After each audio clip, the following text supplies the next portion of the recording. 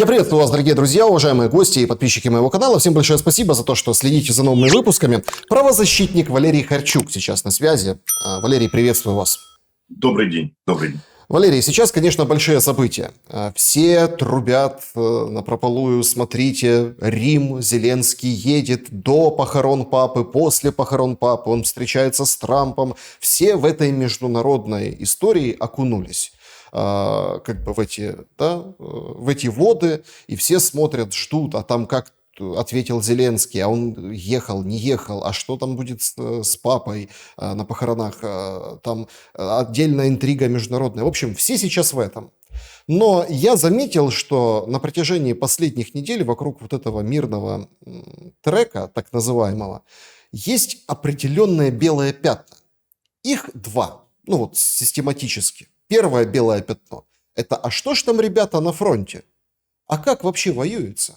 А всего ли хватает? А есть ли какие-то запасы прочности у тех, кто взял на обеспечение ту или иную бригаду или подразделение, которые помогают постоянно, то есть волонтеры?» Да? Это вот первое белое пятно. А второе белое пятно – это люди, как это ни странно. Вы работаете с людьми, занимаетесь непосредственно помощью людям и тем, которые эвакуировались, и тем, которые там переехали позже, раньше. То есть вы вращаетесь в этой теме. Почему государству не нужны люди? И как вы объясняете вот такой очень, казалось бы, простой прием, когда нам вот этой международной повесткой и всякими там проявлениями потужности просто застят глаза и на проблемы обычных людей не обращают внимания. Ведь мы же сколько видим бабушек, там, старых людей, таких пожилых в возрасте, которым идет линия фронта, они говорят: я не поеду, у меня пенсия 3000 гривен, мне больше негде брать деньги и куда меня там поселят. То есть получается, что вообще глобально, концептуально это война на уничтожение людей. Но это как бы закрывают на это глаза, отодвигают в сторону и рассказывают нам о том, какие классные, важные встречи в Риме, Париже, Лондоне. Что думаете по этому поводу? Почему так получилось на 4-м году войны? Я думаю, что это является причиной и проблем в дальнейшем с мобилизацией. Именно такое отношение к людям. Ведь вы знаете, как сказал один невероятно мудрый человек: если вы не знаете, как поступить, поступайте по закону. Но подавляющее большинство законов, а особенно основной закон, это Конституция Украины и международно-правовые договора, у нас на паузе, по мнению власть имущих. И вот они не хотят держать на паузе те статьи закона, на основании которых начисляют все премии, надбавки и прочее. А все остальное, что касается прав, свобод человека, права человека на жизнь, права человека на жилье, права человека на обеспечение и помощь со стороны государства, вот это можно поставить на паузу ввиду агрессивных боевых действий, ведущихся на территории Украины.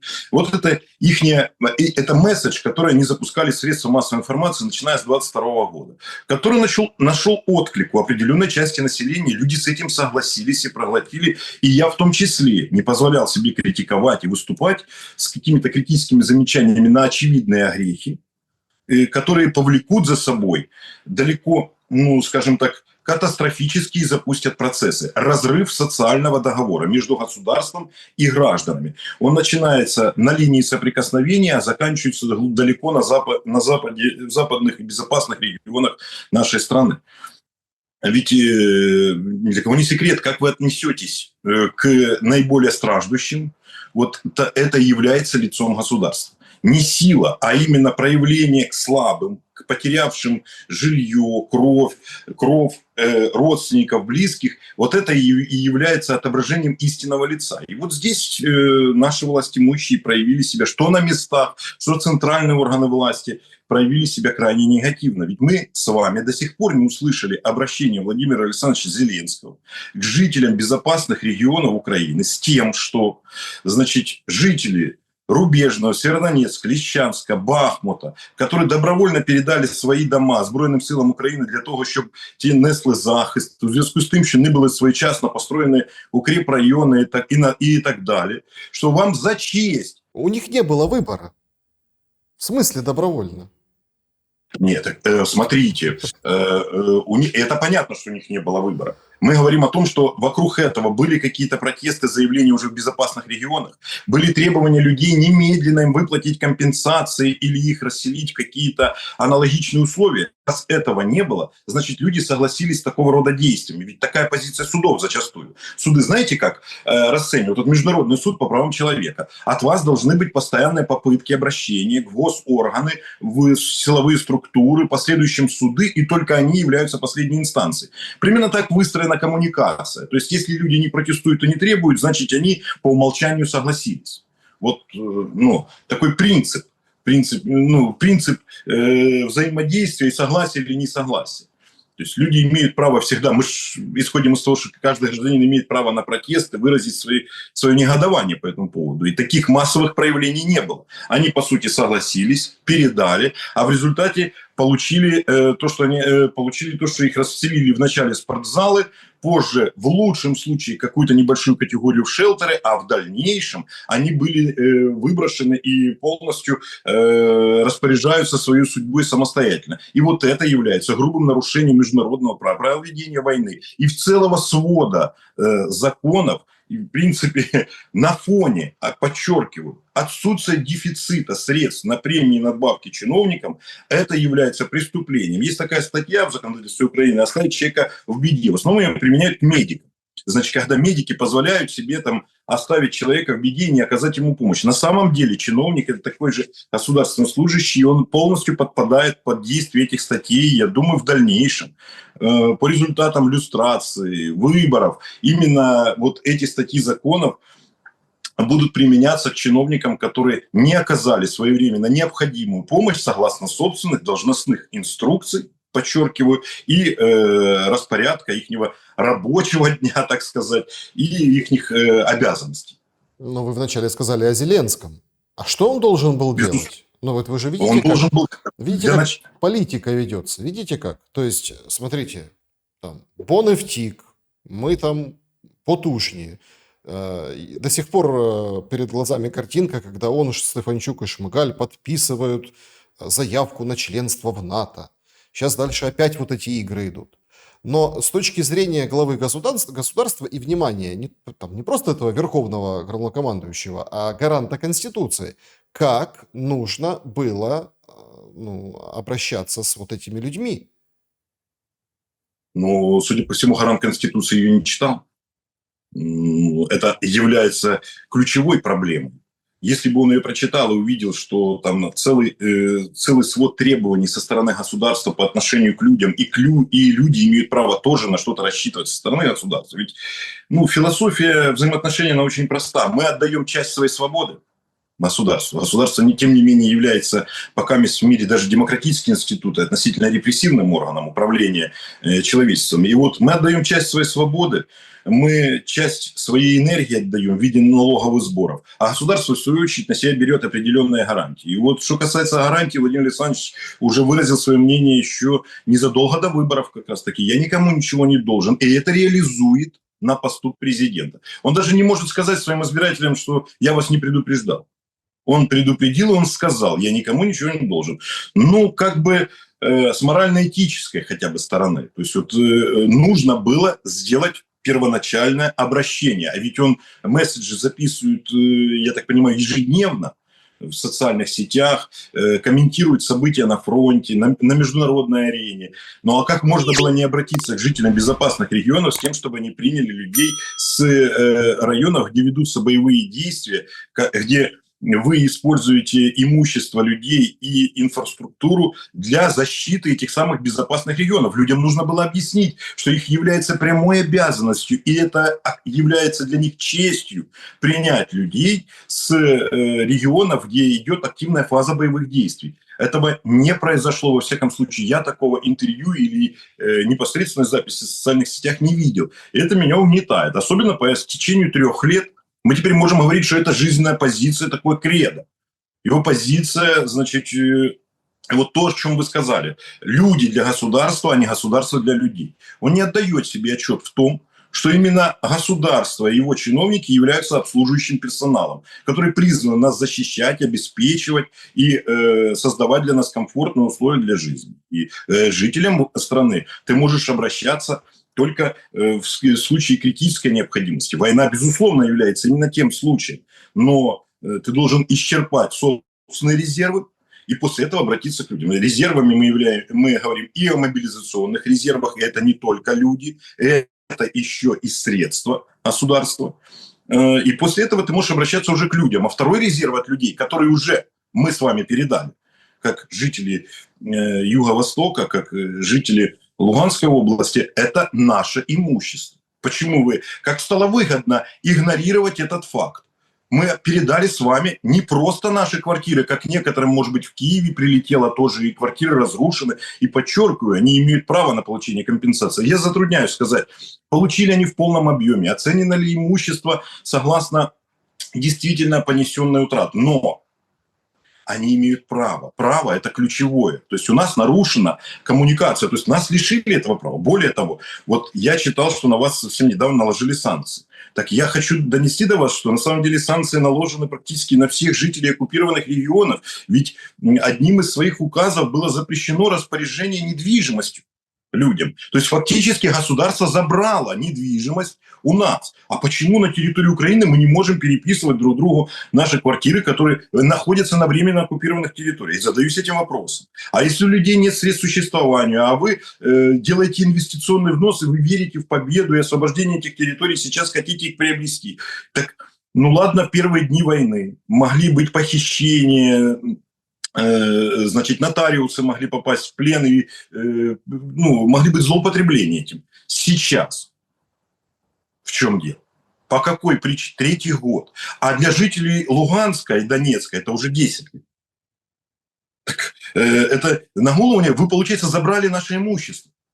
Вы его забрали. Мы не можем им распоряжаться в рамках украинского законодательства. За это нужно платить. Ну, получается, распоряжаются в рамках российского, как бывший секретарь СНБО Данилов, который, как утверждали средства массовой информации, продал свою квартиру в Луганске по российскому законодательству. С Крымом, о котором сейчас копья ломаются, такая же история. Друг другу переписывают по российским законам, функционируют, сдают в аренду все те активы, которые за вот эти 10-11 лет просто поменяли юрисдикцию, а хозяева как-то вот ушли, сколько скандалов по этому поводу, ушли как бы под юрисдикцию Российской Федерации. Александр, но это финансирование терроризма. Да.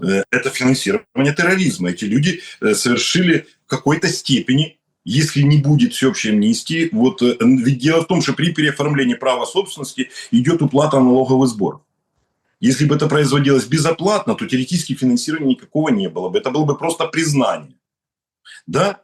Значит, если речь идет о перечислении каких-то средств в результате этой сделки, это финансирование. И получается то, о чем вы сказали, а я читал в социальных сетях, у меня просто это не укладывается в голове на самом деле. Это финансирование терроризма. Эти люди должны быть подвергнуты преследованию со стороны украинского законодательства. Вот и все. И я думаю, это произойдет. Я думаю, это произойдет. Те люди, которые сейчас находятся у власти, и в частности Владимир Александрович Зеленский, они слишком халатно отнеслись к действующему законодательству, слишком вольно трактуют ряд статей, а особенно преступным является это отклонение от международного права. Ведь именно в рамках международного права нам оказывается сейчас помощь и поддержка. Они осваивают колоссальные средства, которые предназначаются пострадавшим от Росагрессии, а статуса пострадавших от Росагрессии государство у нас не присваивает.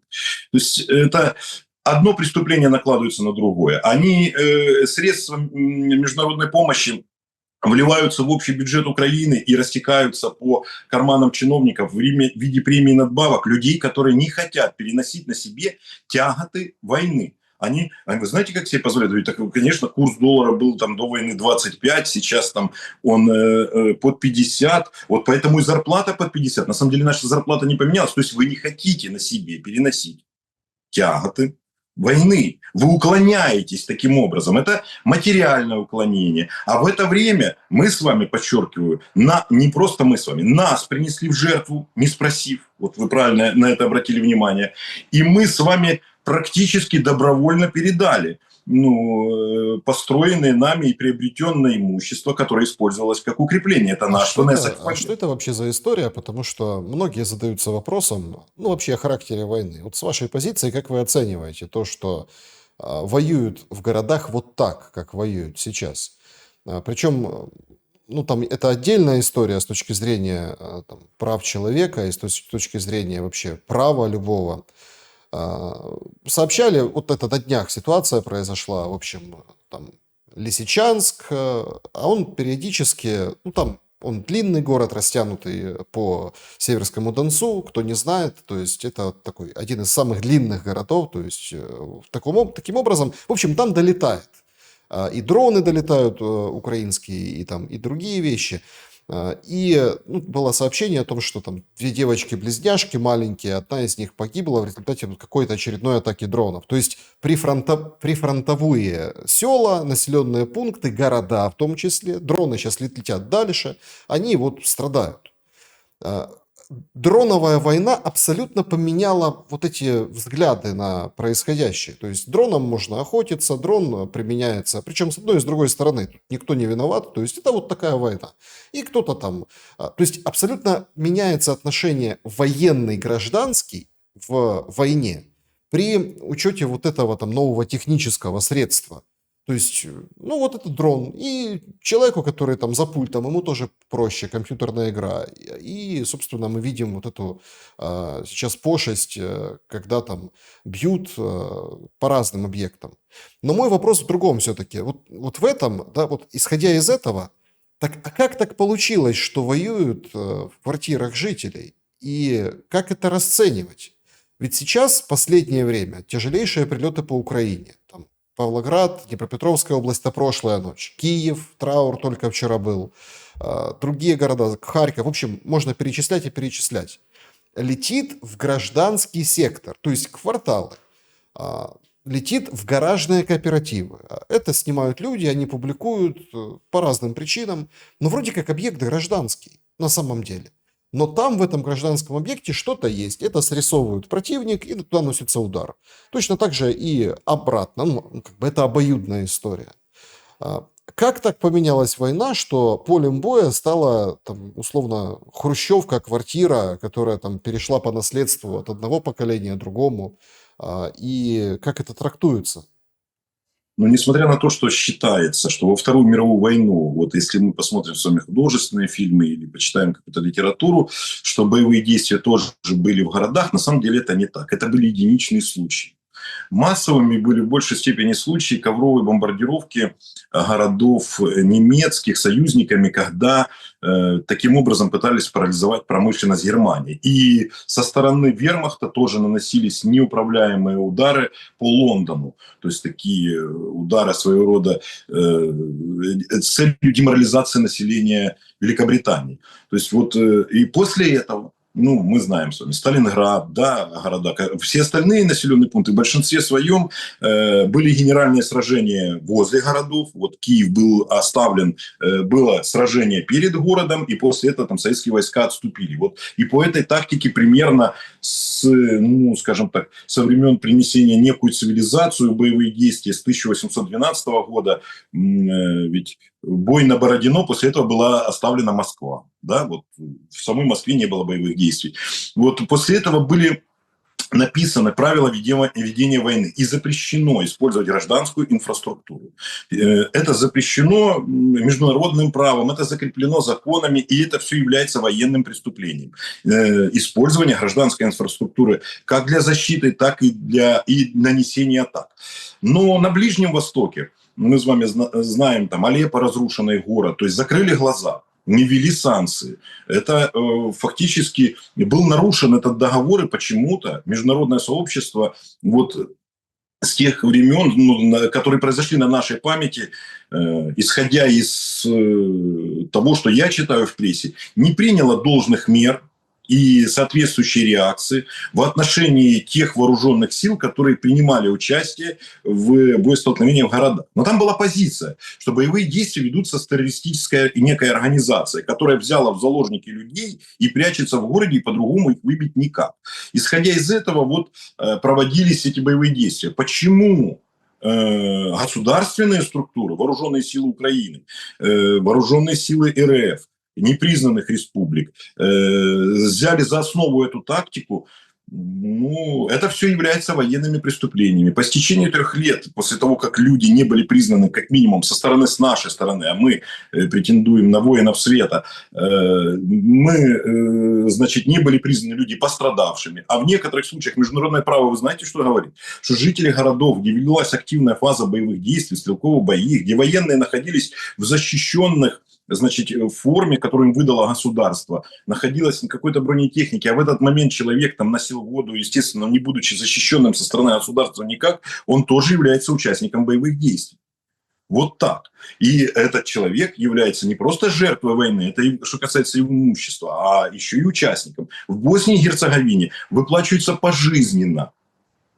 Помимо компенсации, пожизненно выплачивается моральный ущерб в результате. Поэтому я думаю, что захромало международное право, вот то, что мы сейчас с вами видим, как развиваются события, и войны в городах должны были пресектись, например, раз уже так сложилось, что было совершенно, допустили эту агрессию сначала в Крыму, потом у нас на востоке Украины не отреагировали должным образом все международные институты, да, не пресекли действия захватчиков, то нужно было хотя бы во время полномасштабного вторжения сделать соответствующие действия, а не только лишь озабоченность и выступление. Я все-таки верю в то, что у международного сообщества есть рычаги влияния на всех участников. У нас очень глобальная экономика на нашей планете.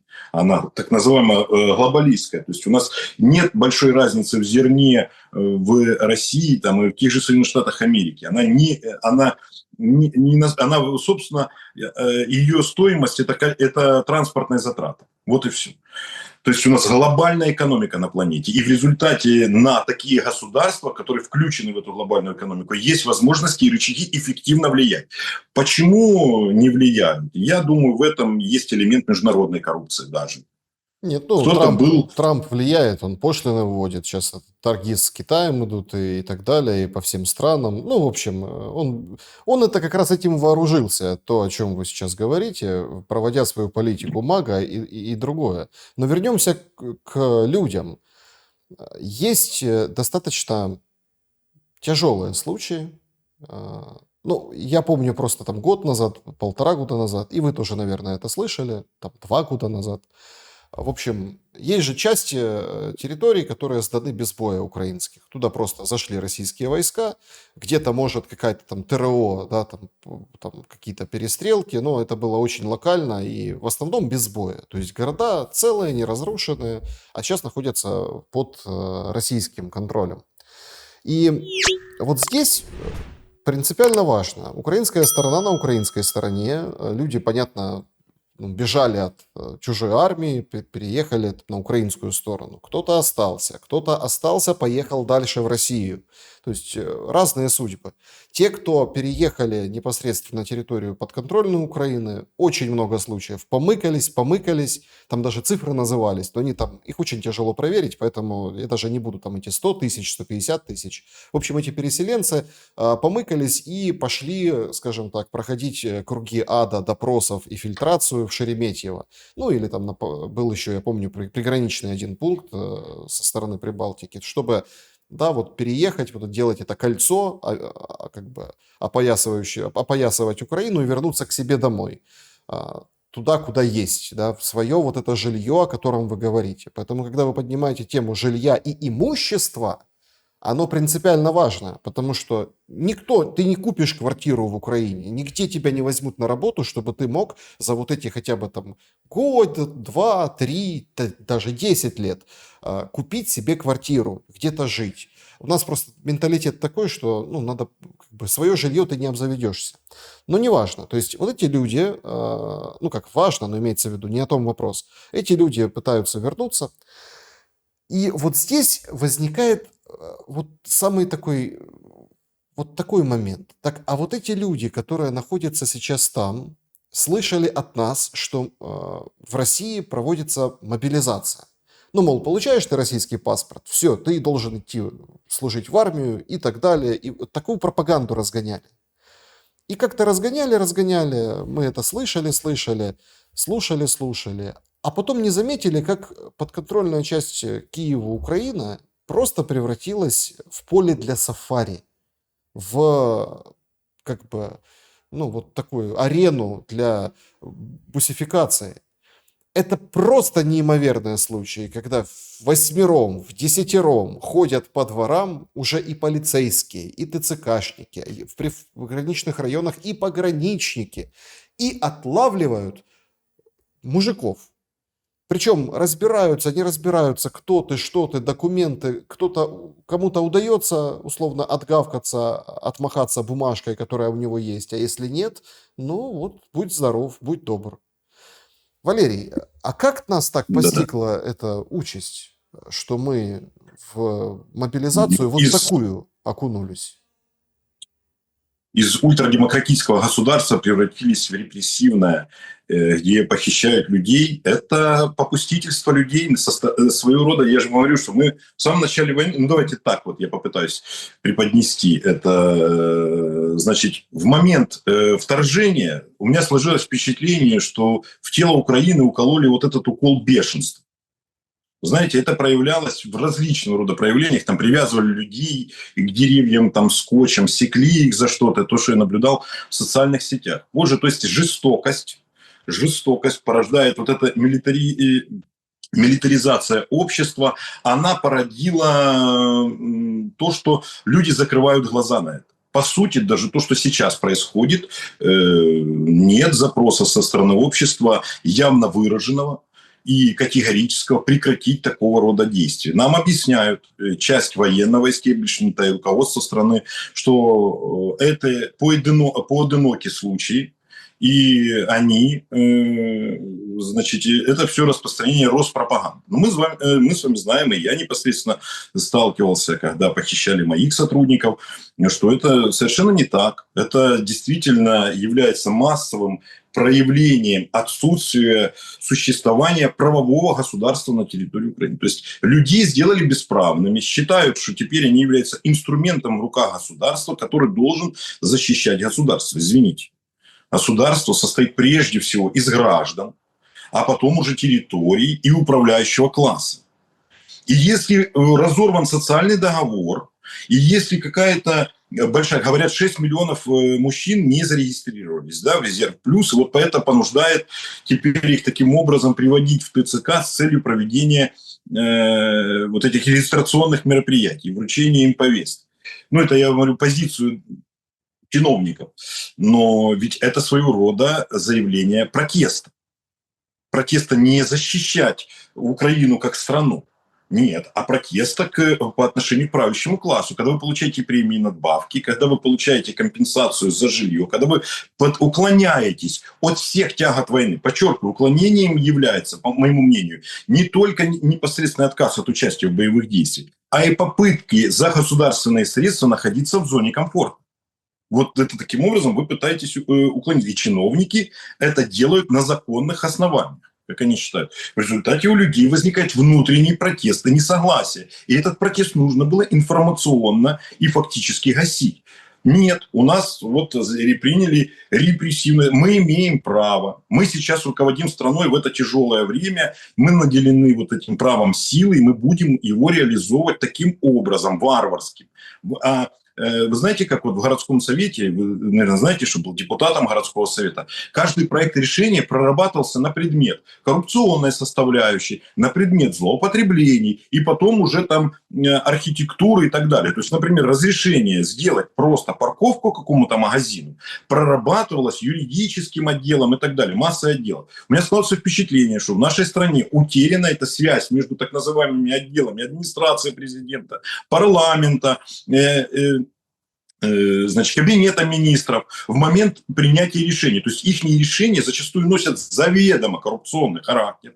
создают условия для злоупотреблений и построения откатных схем. Ведь количество вот этих преступлений, наибольшее количество там, где САП и НАБУ по истечению короткого промежутка времени задерживают потом этого главу ТЦК. То есть количество похищений, вот, например, город Хуст, ну вот он гремел, и регион вокруг, вот и там был задержан. И так вот повсюду происходит. Но почему-то вот эту причинно-следственную связь не выстраивают центральные органы власти. Значит, находится в доле, потому что она очевидна всем, а они ее не видят. Ну, а похищение людей – это дискредитация на международном уровне, которая имела место обсуждения в социальных сетях с миллионами просмотров в Соединенных Штатах Америки, которые являлись основным донором. И я считаю, что именно бусификация стала причиной, исходя из того, как ее постил, ну, скажем так, лидер общественного мнения Элон Маск, а он на этом делал акцент. И на переговорах, в которых принимал участие Зеленский вот в овальном кабинете, ему было тоже сказано, у вас нет людей. На что он своего собеседника позволил себе посмеяться. Ну, знаете, такой глупый уход от темы. Приедьте в Киев, посмотрите, там полно людей. Не было понятно, о чем идет речь. Нам с вами понятно, а президенту непонятно. На таком высоком уровне человек находится, ведет переговоры в овальном кабинете с президентом, с самым нашим большим донором, и ему непонятно, о чем речь идет, когда ему говорят, что нет людей. Но если он действительно не понимает, то наши проблемы куда хуже. Если он уклонился таким образом от дискуссии, вот нахамив своему собеседнику, это, конечно, мы имеем теперь в виде результата отказа помогать нам в тех объемах, которые были при Джо Байдене. Мы имеем, именно бусификация стала причиной того, что теперь мы будем воевать штыками и луками, а не, значит, американской техникой. Именно дискредитация на международной арене, вот эти силовая мобилизация, а точнее, как они говорят, это привод всего лишь ТЦК. Ну, неужели нужно человека убить? Вот мне, знаете, как я всегда приводил пример такой, когда дискуссии были на эту тему, там Чикатило, а у нас в Украине Онуприенко. Да, Чикатило в России, у нас Онуприенко. Они убили там свыше 50 человек. А каким же образом осуществлялось задержание этих людей? Нет, не так, как задерживают ТЦК людей, совершивших административное правонарушение.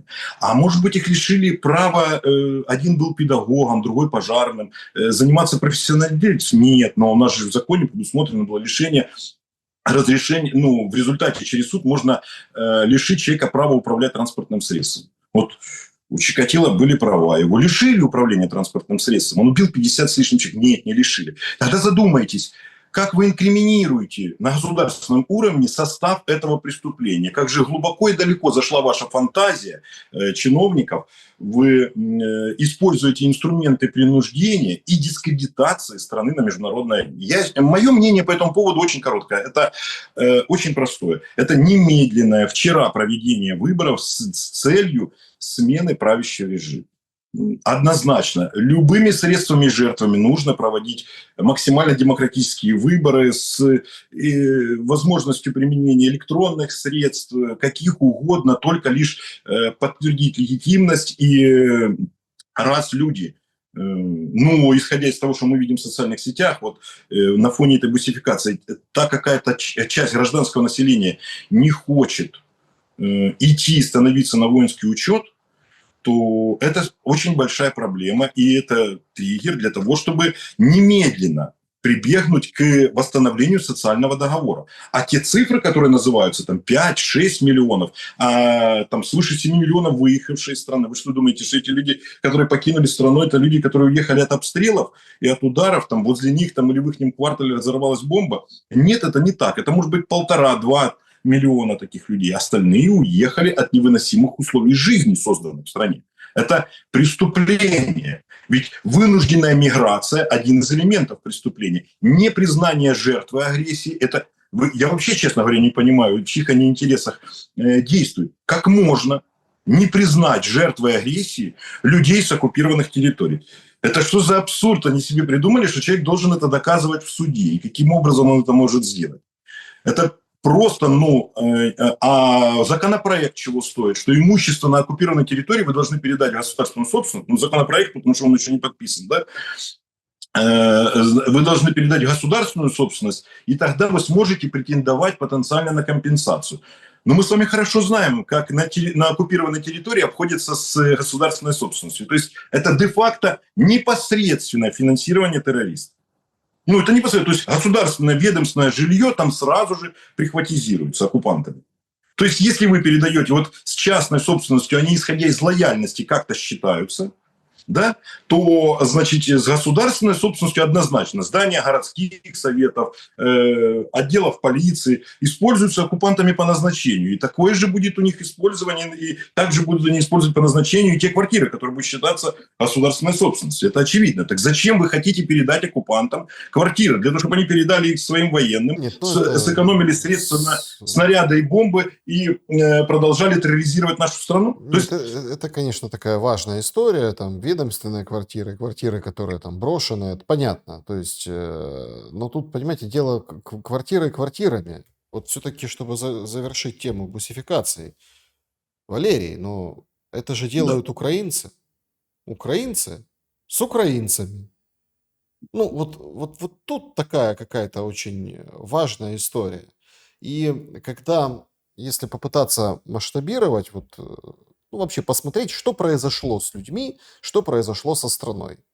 Война обрушилась на русскоязычные территории Юго-Востока. Да, страдают от обстрелов шахедов там, в глубине тыла тоже, даже во Львове разные там девушки боятся ракеты российской, поэтому не хотят связываться с парнями, которые не могут откупиться от ТЦК, да? Такие были в соцсетях интервью. Ну а зачем мне, мол, его ждать, ТЦК? Не можешь откупиться, я с тобой не буду. И тут и так страшно, ракета прилетит в любой момент. А тут ты еще ждать тебя, вот, дождаться, не дождаться. Как так произошло, что вот мы с этим сталкиваемся как страна? Получается, но это на протяжении лет мы узнаем. То, что выглядело как кондовая российская пропаганда, что нет никакого там Юго-Востока, там схит и захит разум, что все вот это мы украинцы.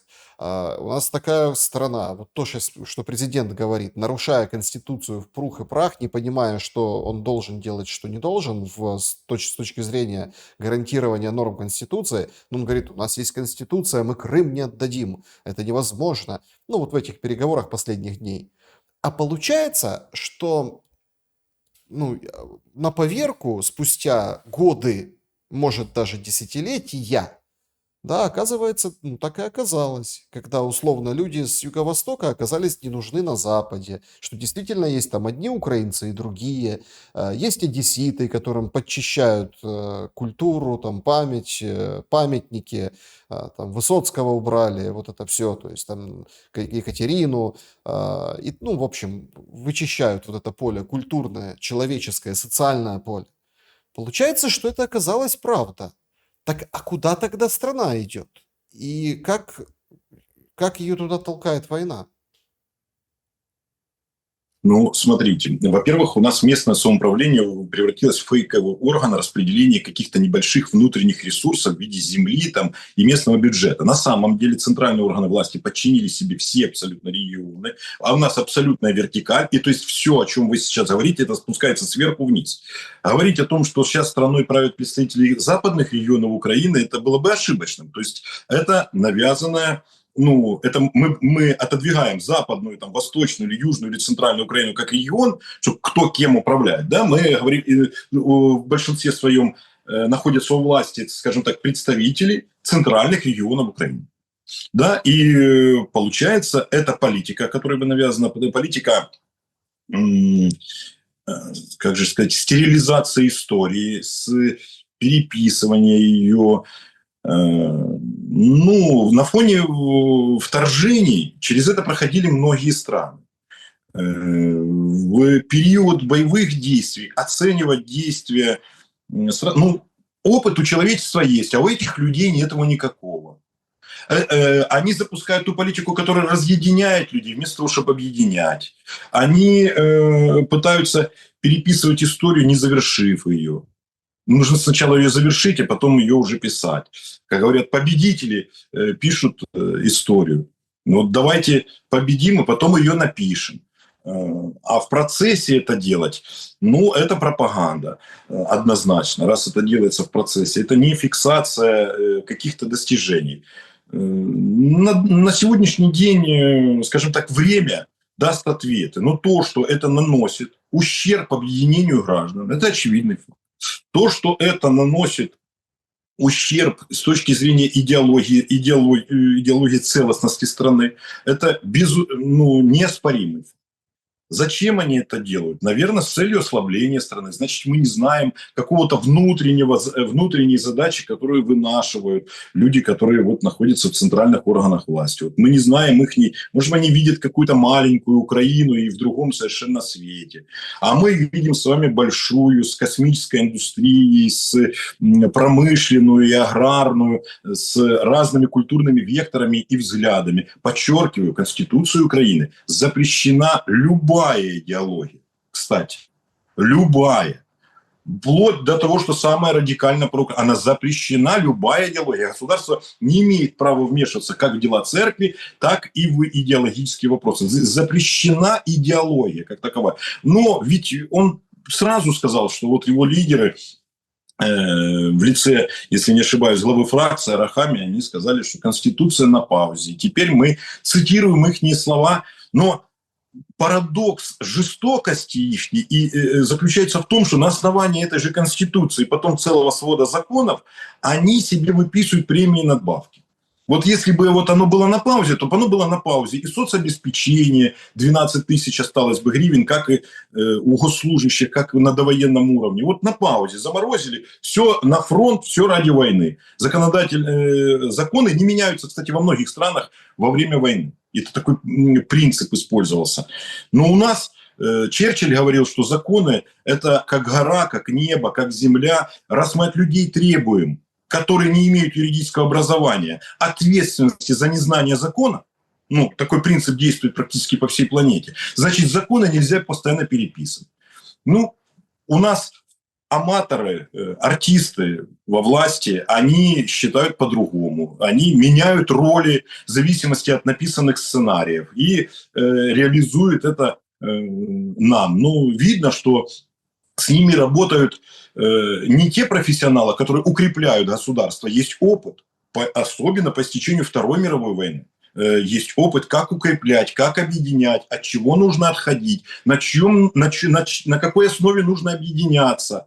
Советский Союз, который вчера был союзником Германии, стал союзником Англии и Соединенных Штатов Америки. То есть в период боевых действий менялись союзники, в период люди вели переговоры и о чем-то договаривались. Здесь мы не видим этого процесса, не хватает, судя по всему, ни интеллектуальных способностей ни у них, ни у самих фигурантов, ни у людей, которые их окружают и им советуют и помогают. Чем закончится война? Исходя из того, что мы не видим явно выраженного протеста со стороны администрации президента по тому документу, который был опубликован Трампом, я думаю, в каких-то таких рамках сказать, что она закончится, будет объявлено перемирие для начала. Закончат эту войну те люди, которые пройдут после выборов. Именно война между народами будет закончена только после того, как будут проведены выборы и будут избран тот представитель украинского общества, который на сегодняшний день является наиболее популярным и желанным. На мой взгляд, на сегодняшний день необходимо теперь на фоне тех злоупотреблений, которые мы увидели, и бусификации, и игнорирования норм закона и Конституции, я являюсь сторонником отмены института президента или превращения его в дипломатическую миссию некую. Потому что этот централизм власти, это эгоистичное построение государства вокруг собственных интересов корпоративных, влечет за собой трагические последствия для нашей страны. И поэтому я вижу Украину парламентским государством. Более того, я ее вижу парламентом на общественных началах. Некоторые говорят о том, что нужно сократить количество депутатов до 250 человек. Но это если они будут работать на платной основе. А так как мне не хотелось бы, чтобы законы переписывались день через день, а депутаты ездили на какие-то сборы раз в год и вносили правки в действующее законодательство, исходя из изменений реальных идеале, да, то тогда депутаты могут работать на общественных началах. А раз на них мы не несем больших затрат, то их может быть и 2, и 2500, чтобы они отображали мнение каждого населенного пункта, если мы не несем на них затрат. Поэтому нужно изучать, брать опыт процветающих стран однозначно и его реализовывать. Брать опыт стран послевоенных и его реализовывать. Вот мое мнение такое. И у нас не нужно только... Самое страшное, это когда мы начнем что-то выдумывать в рамках собственной идентичности, как мы часто это любим. Знаете, когда вот люди не знают, чего хотят, да еще не знал, да еще и забыл. По поводу украинцев. Вы что скажете? Ну, понятно, что есть разные уровни справедливости. У кого-то не осталось ничего, у кого-то что-то сохранилось, кто-то приумножил свои, ну, имущественные характеристики своего быта, своего круга. Кто-то потерял близкого человека. Вообще, конечно, очень такая трагическая история последних дней. Она, кстати, сама как-то так вот проявилась. Об этом не принято было говорить до, публично, массово. Ну вот когда с поля боя семье возвращают тело. И так получается, что они очень часто хоронят чужие тела. Потому что есть проволочки с ДНК-экспертизой, там как-то есть процедура, что они фотографируют, отправляют фотографии. Ну, то есть, а потом приходит опознание, родные приходят, а там, ну, чужие люди. Ну, вот, рука, нога, в общем, ничего, это не его, то есть это не он. Но есть определенная как бы процедура, это все бегом-бегом, как всегда, да, то есть отдали, все, вперед из песней. Про выплаты 15 миллионов, вы заметили, вообще никто не говорит. Вот сейчас. То есть вообще никто. То есть люди не могут получить вот эту компенсацию, которую объявили и заявили. Люди хоронят чужие трупы в свои могилы под именем и памятником. Это такой достаточно, знаете, серый, черный, неподсвеченный ну, вот, формат войны. Об этом, ну, потому что это шокирующие вещи, об этом никто не говорит. Да, вот герои, все там, отжимаются на похоронах, играют оркестры, воинские почести и так далее, и так далее. А сколько таких неприкаянных еще по полю боя разбросано? Ну, то есть и никогда, ну то, что никогда, и будут потом, как после Второй мировой войны, после Великой Отечественной, да, делать поисковые какие-то экспедиции, и потом еще долгие-долгие десятилетия разрывать и останки передавать там туда, то есть в одну сторону, в другую. Война же такая. Исходя из этого, линия раскола между тем, среди украинцев, между тем, кто воевал, кто не воевал, кто уехал, кто остался, кто в тылу, да, ну, кто на войне воевал, не воевал, кто, собственно, потерял или сохранил там мужика своего в семье, ну, среди женщин, например. Как вот это общество сшивается?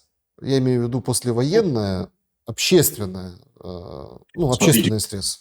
Смотрите, это тоже нас уводит в тему выборов. Общество сшивают и объединяют политики. Они на какой-то промежуток времени становятся лидерами общественного мнения, раз за них проголосовали некое большинство, да, граждан Украины. И вот их заявления берутся за основу, как взяты были за основу там, те или иные заявления Зеленского, так и будет и с новым лидером этой страны. И если новый лидер скажет и объяснит людям, что люди с юго-востока, отдавшие свое жилье нашим военным, такие же участники боевых действий, как и солдаты, которые находились в бронежилетах и касках, а те были незащищенными, пожертвовали своим имуществом, чтобы не дошли до Тернополя и Ужгорода, что это такие же герои. Вот если это будет разъяснено, то раскола не будет. А если будут говорить и делать упор только на какой-то кластер сильный, да, то есть и будут разделять общество, вот если придет такого рода человек, то проблема будет усиливаться, раскол в обществе будет усиливаться, ни о каком росте экономики и восстановлении страны и речи быть не может. Восстановление страны возможно только при внешних инвестициях, потому что за собственные средства мы будем вариться в собственном соку, и будучи разделенными и разобщенными, с уничтоженными регионами, где осуществлялась добыча полезных ископаемых, где находилась тяжелая металлургия, куча промышленных объектов, и обеспечить население Украины высоким жизненным уровнем в ближайшие годы будет очень тяжело. Только объединение общества, доведение до жителей всей страны о равном участии всех в противостоянии вот этой агрессии и смене формата. Только таким образом можно, ну, скажем так, достичь в кратчайшие сроки экономических результатов, политических и психологических. В противном случае мы обречены на нищету, как есть страны, которые вот стоят на каком-то своем таком, на вот такой идеологической платформе, которую у нас выстраивают. И они остались после войны нищими, бедными, с доходами, с низкими доходами населения. Это в Африке, это в Южной Америке, такие страны, как Парагвай. То есть нам этот опыт, я считаю, не нужен. И украинцы всегда радовали. На фоне того, что творится в информационном пространстве, вы знаете, вот жители нашей страны меня всегда в этом отношении радовали. Они давали неожиданный результат. Собственно, таким же неожиданным явилось и прихождение Зеленского во власть, появление его. То есть это был такой же неожиданный результат. Это был своего рода протест. Многие осуждают жителей нашей страны за избрание вот этого артиста, но на самом деле это была нормальная реакция нормального общества на то, что делали политики старой формации. Сейчас будет возврат классической политики, скорее всего. То есть было бы разумно избрать того, не какого-то новую, хорошо говорящую голову, вот, которая будет излучать те месседжи, которые приятно слышать. А все-таки, наверное, придется выбирать из тех людей, которые прогнозируемые, которые предсказуемые, которых мы знаем уже характер, какой-то промежуток времени, может быть, они где-то крутились в органах власти и уже себя проявили. Вот это было бы мудрым решением на сегодняшний день для нашей страны. Ну вот, а то, что вы говорите, происходит с военными, с выплатами, это огромная, это трагедия, которую невозможно осознать. Ну как это? Не выплачивают, с одной стороны, компенсации, или с ними какие-то задержки, или находят уловки для того, чтобы не выплачивать. Я, честно говоря, не совсем понимаю принципа мотивации. Почему нужно было говорить о том, что мы будем платить 15 миллионов за погибшего, вместо того, чтобы платить 7 миллионов тому, кто запишется добровольно в Збройные силы Украины? Ну, вы поняли? То есть вот РФ, мы видим, пошла по совершенно другому пути, и он является, с их точки зрения, весьма успешным. А мы пошли по пути того, что, значит, люди должны идти и быть, и использоваться государством, и вы получите, и семья получит компенсацию. То есть не человек, вы понимаете, живой, а семья получит компенсацию после его смерти. Вот, ну, существенная эта сумма, 15 миллионов. Это не существенно на фоне их неутраты, а для государства она является существенной. Но я считаю, что однозначно более никто умирать не собирается и погибать. И более мотивирующим было бы для мужчин фактором это выплата 7 миллионов, который запишется в Збройные силы Украины, нежели 15 миллионов мертвым. Ну, мы видим, что, наверное, у людей, которые находятся, как я говорил уже, в центральных органах власти, у них какой-то иной замысел, непонятный нам, который мы еще, так сказать, в полном объеме не раскрыли. Да, ну, понятно, что у нас звучат голоса о том, что, ну, там, типа Корчинских, надо забывать про права человека, все на войну, мы все воины, мы рождены, и это, наверное, будет еще долгая песня и долгая пропаганда, но я очень благодарен вам за то, что приоткрыли завесу на, ну, то, что другую сторону, ну, хотя бы хоть какой-то адекватный взгляд с точки зрения и права в том числе, что с нами со всеми происходит. Валерий Харчук был моим собеседником сегодня. Спасибо за время и мысли. Спасибо. Спасибо за внимание. Друзья, пишите в комментариях, что думаете, насколько вы согласны или не согласны. Увидимся. Всем добра и света.